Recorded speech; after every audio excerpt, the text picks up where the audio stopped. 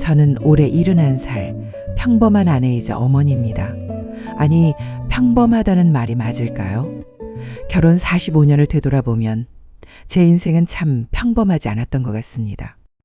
25세 남편을 만났을 때 그는 참 매력적인 사람이었어요.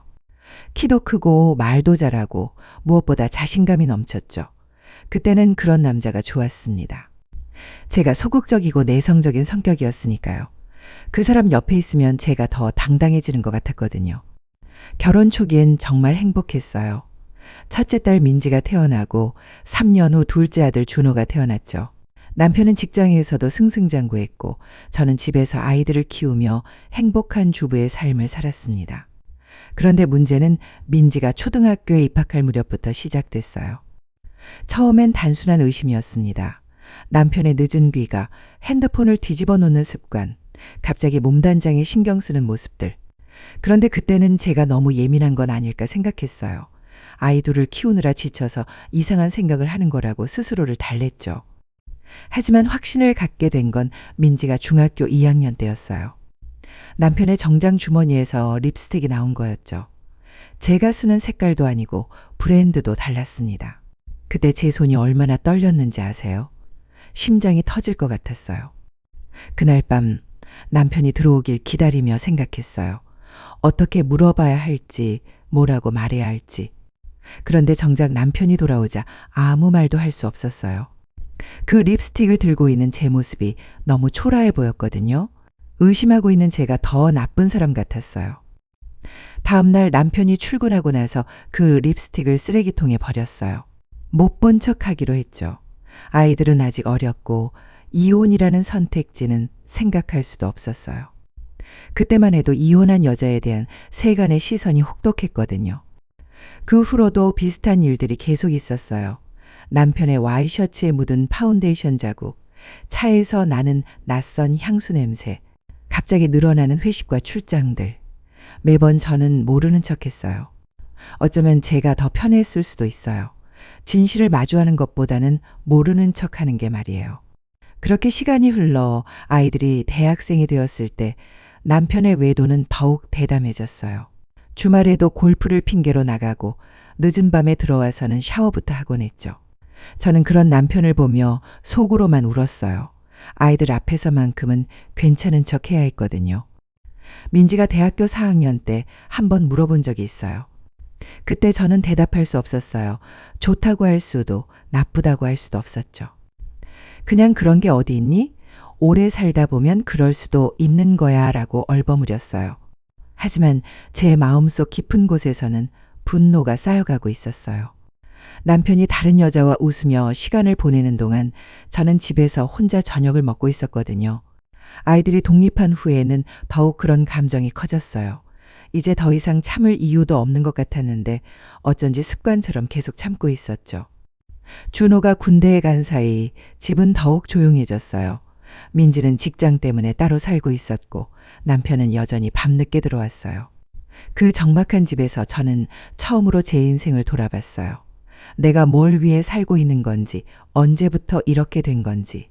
그때 깨달았어요. 저는 45년 동안 남편의 그늘에서 살았다는 걸. 그 사람의 체면을 위해, 그 사람의 평판을 위해, 그 사람의 편의를 위해. 제가 원하는 건 뭐였는지, 제가 좋아하는 건 뭐였는지 생각해 본 적이 없었어요. 어느 날 저녁, 남편이 오늘 회식이 있어서 늦을 거야 라고 문자를 보냈어요. 그런데 그 문자를 보는 순간 제 마음속에서 뭔가 달라지는 걸 느꼈어요. 더 이상 화나지도 않고 서운하지도 않았어요. 그냥 무감각해진 거였죠. 그날 밤 혼자 저녁을 먹으면서 생각했어요. 내가 언제까지 이렇게 살아야 할까? 이미 7순이 넘었는데 남은 시간이 얼마나 될까? 그 시간마저도 이렇게 보내야 하는 걸까? 하지만 여전히 용기가 나지 않았어요. 이 나이에 무엇을 할 수 있겠어요? 젊을 때도 못한 일을 이제 와서 할 수 있을까요? 그런 생각들이 저를 더욱 위축시켰어요. 그렇게 또 몇 년이 흘렀어요. 준호가 제대하고 직장을 구하고 여자친구를 소개하고 민지는 결혼을 해서 아이를 낳았죠. 저는 할머니가 되었고 남편은 할아버지가 되었어요. 하지만 우리 사이는 여전히 메마른 사막 같았어요. 손자를 보러 민지네 집에 갔을 때 사위가 민지를 바라보는 눈빛을 보고 가슴이 아팠어요. 그렇게 사랑스럽게 바라보는 눈빛을 언제 받아본 적이 있었던가요? 결혼 초기 잠깐뿐이었던 것 같아요. 그날 밤 집에 돌아와서 거울을 봤어요. 이른이 넘은 제 모습이 그곳에 있었어요. 주름이 깊게 패이고 머리카락도 많이 빠지고 등도 구부정해져 있었죠. 그런데 그 거울 속에 제가 말하는 것 같았어요. 언제까지 이럴 거야? 그때까지도 저는 확신하지 못했어요. 그저 막연하게 불행하다는 생각만 했을 뿐이었죠. 하지만 운명이라는 게 있다면 그 운명이 제게 마지막 기회를 주려고 했던 것 같아요. 그리고 그 기회는 가장 예상치 못한 곳에서 왔어요. 바로 제 딸 민지를 통해서 말이에요.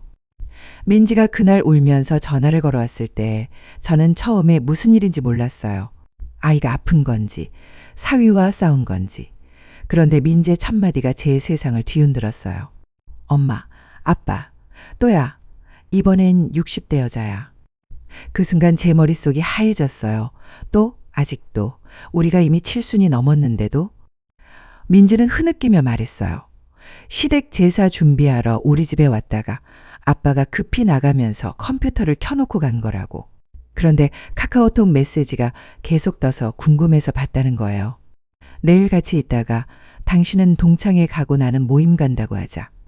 그럼 저녁에 만날 수 있을 거야. 그 메시지를 보는 순간 민지의 손이 부들부들 떨렸다고 하더라고요.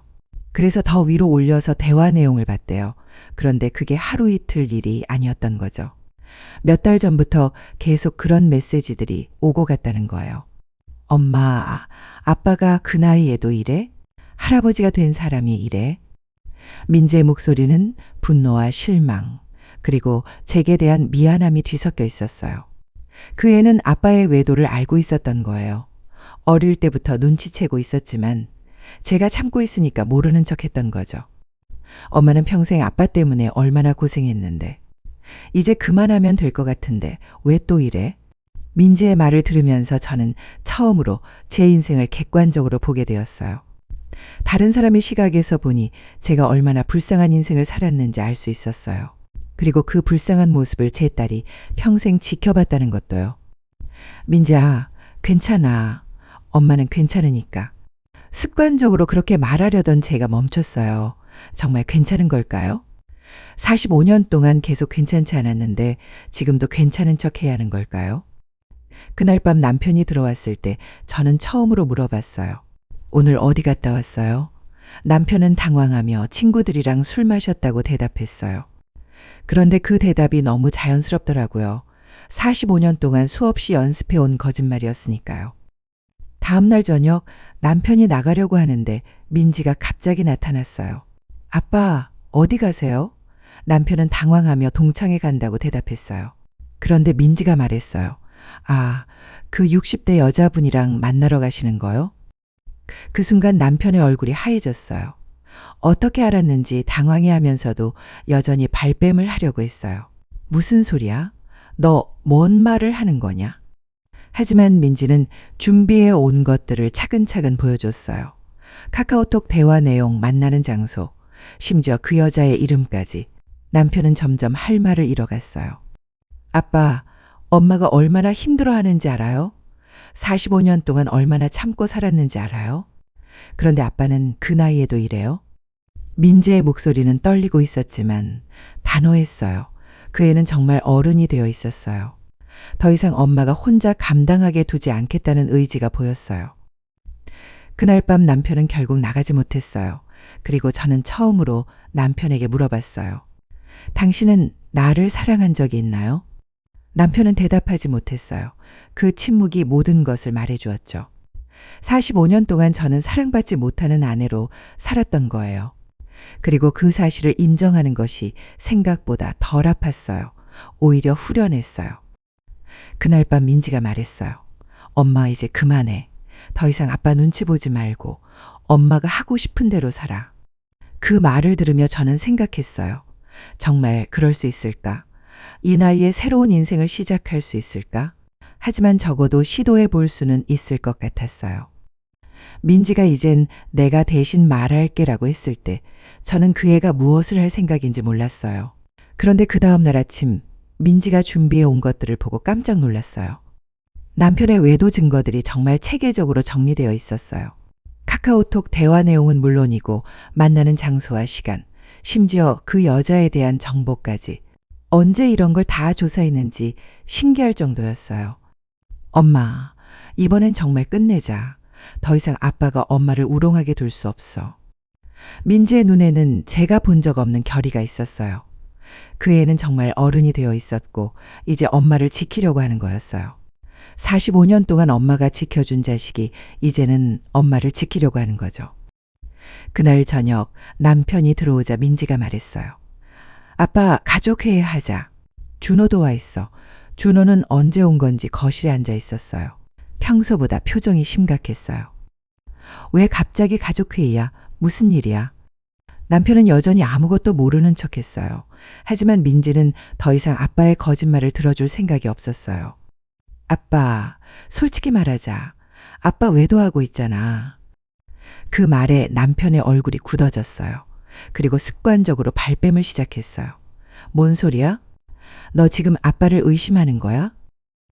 하지만 민지는 냉정하게 증거들을 내놨어요. 핸드폰 화면을 보여주며 카카오톡 대화 내용을 읽어줬어요. 그 여자와 언제, 어디서 만났는지, 어떤 말들을 주고받았는지 다 있었어요. 준호는 처음에는 믿지 못하는 표정이었어요. 그런데 민지가 보여주는 증거들을 보면서 점점 충격을 받는 게 보였어요. 아빠, 정말이에요? 남편은 더 이상 발뺌할 수 없었어요. 그런데도 여전히 이런 건 남자라면 누구나 있을 수 있는 일이다 라고 말했어요. 45년 동안 들어온 그런 변명들이었죠. 그때 민지가 폭발했어요. 누구나 있을 수 있는 일이라고? 아빠는 결혼한 지 45년 동안 계속 일했잖아요. 엄마가 얼마나 힘들어했는지 알아요? 그 순간 저는 민지가 언제부터 알고 있었는지 깨달았어요. 어릴 때부터 다 알고 있었던 거예요. 아빠의 외도를, 엄마의 고통을, 그리고 이 집의 거짓된 평화를 말이에요. 준호도 조용히 말했어요. 아빠, 저도 알고 있었어요. 군대 있을 때 친구들한테 들었어요. 아빠가 다른 여자들과 다니는 거. 그런데 엄마가 아무 말 안 하시니까 저도 모르는 척 했어요. 그 말을 들으며 저는 부끄러웠어요. 아이들이 다 알고 있었는데 저 혼자만 모르는 척하고 있었던 거였어요. 그리고 그 때문에 아이들도 힘들어했을 거라는 생각이 들었어요. 남편은 점점 궁지에 몰렸어요. 그런데 그 순간에도 너희들이 뭘 알아? 어른들 일에 끼어들지 말라고 말했어요. 여전히 권위적이고 오만한 모습이었어요. 그때 민지가 말했어요. 그럼 이제 온 가족이 알게 해드릴게요. 그리고 핸드폰을 꺼내서 가족 단톡방에 들어갔어요. 민지야, 뭐 하려고? 남편이 당황해서 말렸지만 민지는 이미 마음을 정한 상태였어요. 그리고 그 순간 저는 민지를 말려야 하는 건지 망설였어요. 이렇게 되면 정말 돌이킬 수 없을 텐데 과연 괜찮을까요? 하지만 민지는 이미 가족 단톡방에 메시지를 올리기 시작했어요.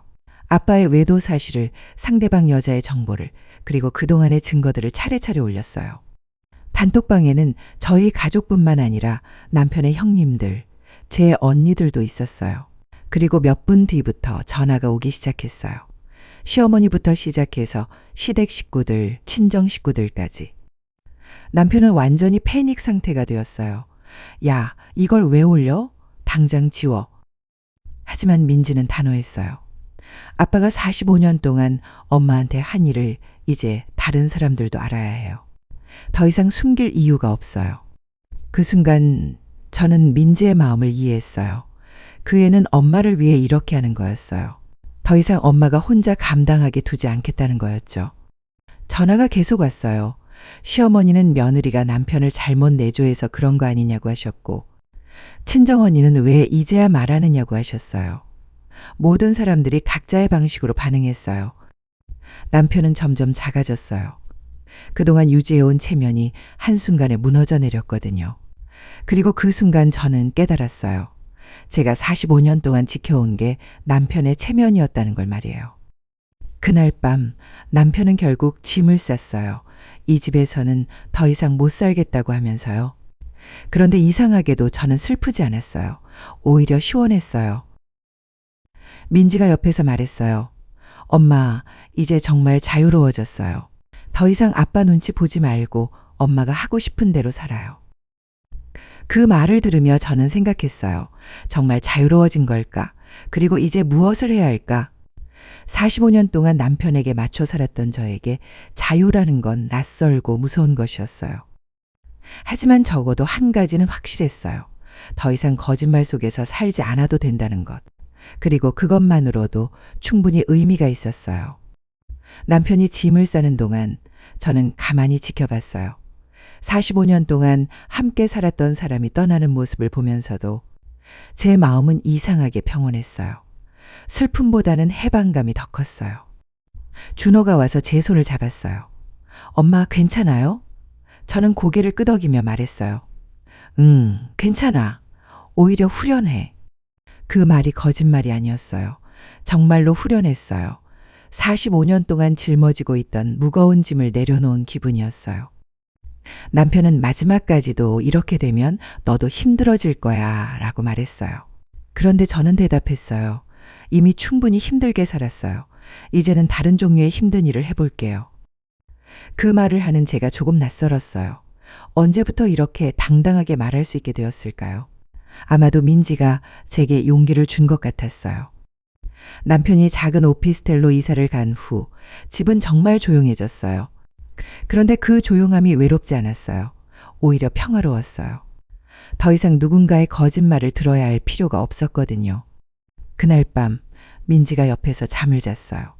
엄마, 무서우면 언제든지 말해요. 내가 여기 있을게요. 그 말을 들으며 저는 깨달았어요. 이제는 제가 혼자가 아니라는 것을, 아이들이 제 편이 되어주겠다는 것을, 그리고 그것만으로도 충분히 새로운 시작을 할 수 있겠다는 것을 말이에요. 남편이 집을 나간 지 한 달이 지났을 때 저는 처음으로 깨달았어요. 이 사람 없이도 나는 살 수 있구나. 처음 며칠은 정말 막막했어요. 45년 동안 누군가와 함께 살았는데 갑자기 혼자가 되니까 뭘 해야 할지 모르겠더라고요. 아침에 일어나서 혼자 밥을 먹고 혼자 텔레비전을 보고 혼자 잠자리에 드는 것이 어색했어요. 그런데 며칠 지나니까 그 어색함이 편안함으로 바뀌었어요. 아무도 제게 밥은 했어? 왜 이렇게 늦게 들어와? 라고 묻지 않았어요. 아무도 제 일거수일투족을 감시하지 않았어요. 그리고 무엇보다 누군가가 거짓말을 하고 있는지 의심하지 않아도 되었어요.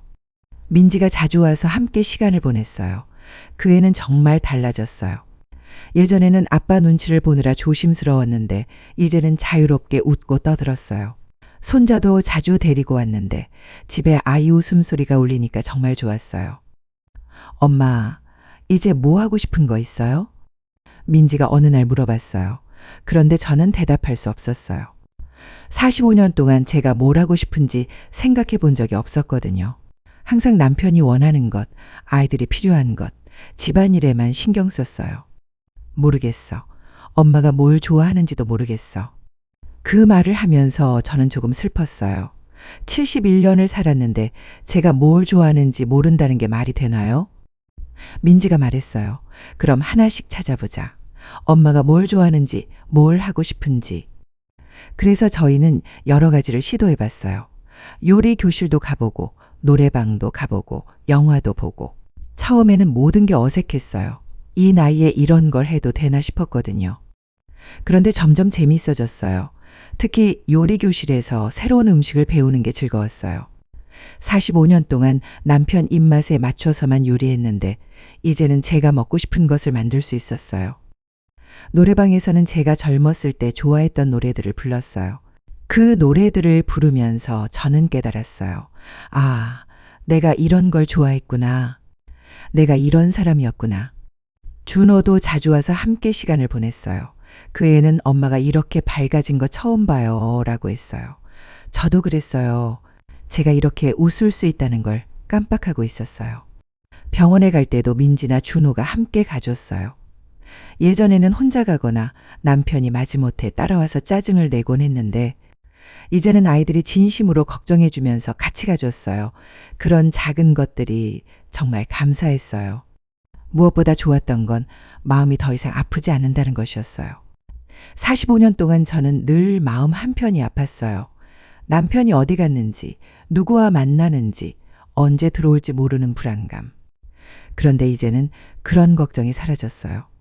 어느 날 거울을 보는데 제 얼굴이 달라져 있었어요. 주름은 그대로였지만 표정이 밝아져 있었어요. 그리고 눈에 생기가 돌았어요. 언제 마지막으로 이런 표정을 지었는지 기억이 안 날 정도였어요. 남편은 가끔 전화를 걸어서 집에 들어가면 안 되겠냐고 했어요. 그런데 저는 단호하게 안 돼요라고 대답했어요. 예전 같으면 그래도 아이들 아빠인데 라고 말했을 텐데 이제는 그런 생각이 들지 않았어요. 45년 동안 기회는 충분히 있었어요. 이제는 늦었어요. 그 말을 하는 제가 조금 놀라웠어요. 언제부터 이렇게 단호해졌을까요? 아마도 거짓말 속에서 벗어나면서 제 본래 모습을 찾아가는 것 같았어요. 몇 달 후 저는 동네 복지관에서 자원봉사를 시작했어요. 혼자 사는 어르신들께 도시락을 배달하는 일이었어요. 처음에는 제가 도움을 받을 나이인데 봉사를 해도 되나 싶었어요. 하지만 해보니까 정말 보람이 있었어요. 그 일을 하면서 저는 깨달았어요. 세상에는 저보다 더 어려운 처지의 사람들이 많다는 것을, 그리고 제가 그분들께 도움이 될 수 있다는 것을, 누군가에게 필요한 사람이 된다는 느낌이 정말 좋았어요. 자원봉사를 하다 보니 비슷한 처지의 사람들도 많이 만났어요. 남편과 사별한 분들, 이혼한 분들, 혼자 사는 분들, 그분들과 이야기를 나누면서 저는 위로를 받았어요. 저만 이런 게 아니구나. 다른 사람들도 각자의 방식으로 살아가고 있구나. 그 중에서도 특히 기억에 남는 분이 있어요. 저보다 5살 많은 김 할머니였는데 10년 전에 남편과 이혼하고 혼자 사신대요. 처음에는 무서웠는데 지금은 너무 자유로워요 라고 하시더라고요. 그 말을 들으며 저는 깨달았어요. 저도 그렇게 될 수 있구나. 나이가 들어서 시작한 새로운 인생이지만 충분히 의미 있고 행복할 수 있구나. 이제 6개월이 지났어요. 저는 매일 아침 일어나서 오늘 뭘 할지 생각해요. 요리 교실에 갈지, 자원봉사를 할지, 민지와 시간을 보낼지. 작은 일들이지만 제가 선택할 수 있다는 게 정말 소중해요. 간혹 외로울 때도 있어요. 45년 동안 함께 살았던 사람이 없으니까 허전할 때가 있죠. 하지만 그 외로움조차 제 것이에요. 더 이상 누군가의 거짓말 때문에 아파하지 않아도 되는 외로움이에요. 민지가 어제 말했어요. 엄마, 이제 정말 살아있는 것 같아요. 예전에는 엄마가 그냥 존재만 하고 있는 것 같았는데 그 말을 들으며 저는 고개를 끄덕였어요. 맞아요. 이제야 제가 살아있다는 걸 느껴요. 71년을 살았지만 진짜 제 인생은 이제 시작인 것 같아요. 남편은 여전히 그 여자와 만나고 있다고 들었어요. 그런데 이상하게도 화가 나지 않아요. 오히려 그 여자가 불쌍해요. 제가 45년 동안 겪었던 일들을 그 분도 겪게 될 테니까요. 하지만 그건 제가 걱정할 일이 아니에요. 이제 저는 제 인생에만 집중하려고 해요. 남은 시간이 얼마나 될지 모르지만 그 시간만큼은 진짜 제 마음대로 살아보려고 해요. 어제 거울을 보며 제게 말했어요. 이제야 자유로워졌구나. 그리고 그 말이 거짓말이 아니라는 걸 알았어요. 정말로 처음으로 자유로워졌어요. 그리고 이제 저는 알아요. 언제 시작하든 늦지 않다는 것을. 71살에 시작한 새로운 인생이지만 충분히 아름다울 수 있다는 것을. 그리고 무엇보다 진실 속에서 사는 것이 얼마나 소중한지를요. 지금 제가 가장 하고 싶은 말은 이거예요. 혹시 저와 비슷한 처지에 있는 분들이 계시다면 용기를 내보세요. 나이는 숫자에 불과해요. 진짜 중요한 건 언제 시작하느냐가 아니라 시작할 용기가 있느냐예요. 저는 이제 매일 아침 일어나서 감사해요. 오늘도 제가 선택할 수 있는 하루가 주어졌다는 것에 말이에요. 그리고 이런 하루들이 모여서 제 인생이 된다는 것에 말이에요. 민지가 말했듯이 저는 이제 조금 살아있어요. 아니, 정말 많이 살아있어요. 그리고 앞으로도 계속 살아있을 거예요. 오늘의 사연도 재미있으셨다면 구독과 좋아요 꾹 눌러주세요. 감자에게 들려주고 싶은 이야기가 있다면 보내주세요. 그럼 다음 사연에서 만나요.